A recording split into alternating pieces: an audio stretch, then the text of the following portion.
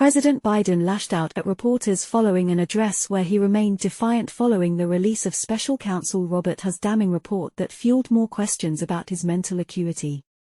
At a last-minute White House press conference held Thursday night, Biden went off script and took questions from reporters at random instead of having a list of reporters pre-selected by staff like he often does. National News White House correspondent Peter Doocy was the first to catch Biden's attention. Something the special counsel said in his report is that one of the reasons you were not charged is because, in his description, you are a well-meaning, elderly man with a poor memory, Doocy said. I'm well-meaning and I'm an elderly man and I know what the hell I'm doing, Biden responded. I've been president and I put this country back on its feet. I don't need his recommendation. How bad is your memory? And can you continue as president? Doocy asked.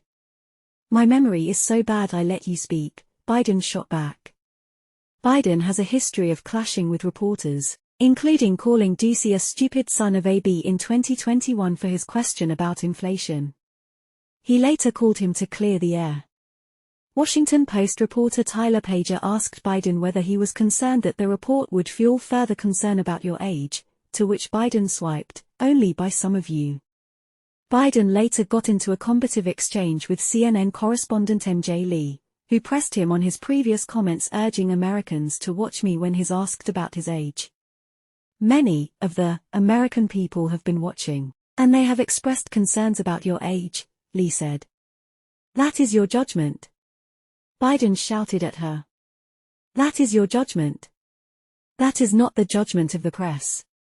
They've expressed concerns about your mental acuity, Lee continued. They say that you're too old.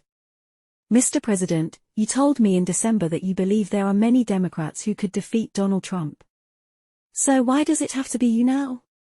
Because I'm the most qualified person in this country to be President of the United States and finish the job I started, Biden responded. Biden also clashed with NBC News correspondent Gabe Gutierrez, who attempted to press him on whether Biden had shared classified information with his ghostwriter. I did not share classified information.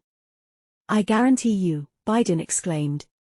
As Gutierrez attempted to follow up, Biden then shouted, let me answer your question.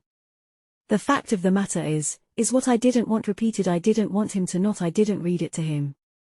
I had written a long memorandum to President Obama why we should not be in Afghanistan. And it was multiple pages, Biden said. And so, while I was referring to I said classified, I should have said, it should be private because it was a contact between the president and vice president as to what was going on. That's what he was referring to. It was not classified information in that document. That was not classified.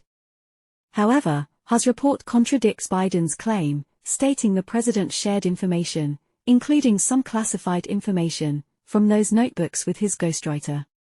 Hugh, who was appointed by Attorney General Merrick Garland to investigate Biden's handling of classified documents, concluded he would not bring charges against him in part because a jury would find him to be a sympathetic, well-meaning elderly man with a poor memory, despite the acknowledgement that the documents were willfully obtained by Biden both as vice president and as a senator. However, Hugh's report revealed Biden had a hazy memory about when he was previously in office and when his son Beau died. In his interview with our office, Mr. Biden's memory was worse, the report states.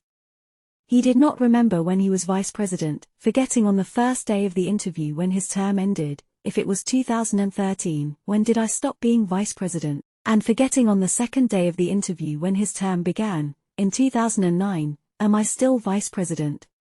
He did not remember, even within several years, when his son Beau died, the report continued.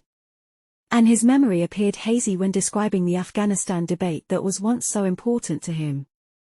Among other things, he mistakenly said he had a real difference of opinion with General Carl Eikenberry, when, in fact, Eikenberry was an ally whom Mr. Biden cited approvingly in his Thanksgiving memo to President Obama. These revelations, in addition to his recent slew of gaffes, continue to fuel concerns among voters that 81-year-old Biden is too old to seek a second term, which polls have repeatedly shown.